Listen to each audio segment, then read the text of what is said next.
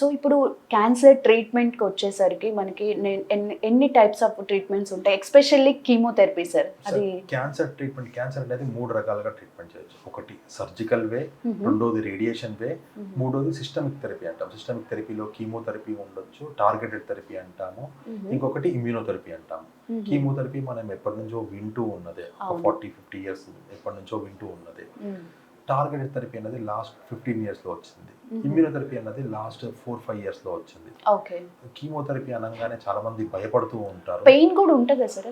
Chemotherapy ఇచ్చేటప్పుడు ఏం ఉండదు పెయిన్, కానీ ఇచ్చాక ఏంటంటే సైడ్ ఎఫెక్ట్స్ వల్ల, అంటే కొంచెం అలసిపోవడము, వీక్నెస్గా ఉండడము. కీమోథెరపీ డ్రగ్స్ చాలా ఉంటాయి, ఒక 100 రకాల కీమోథెరపీ ఏజెంట్స్ ఉంటాయి. ఒక్కొక్క కీమోథెరపీకి ఒక్కొక్క సైడ్ ఎఫెక్ట్ అంటూ ఉంటుంది.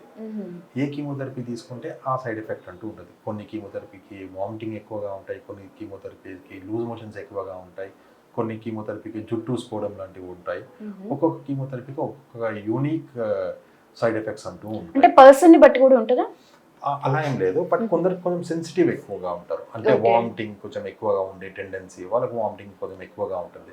ఇట్ ఆల్ డిపెండ్స్, అంటే ఇంటర్ పర్సన్ వేరియబిలిటీ అంటాము ఉంటుంది. కొంచెం ఒక పేషెంట్ కొంచెం ఎక్కువగా సైడ్ ఎఫెక్ట్స్ అనేవి ఉంటాయి, కొందరు పేషెంట్స్ బాగా తట్టుకుంటారు, సైడ్ ఎఫెక్ట్స్ అనేవి కొంచెం తక్కువగా ఉంటాయి.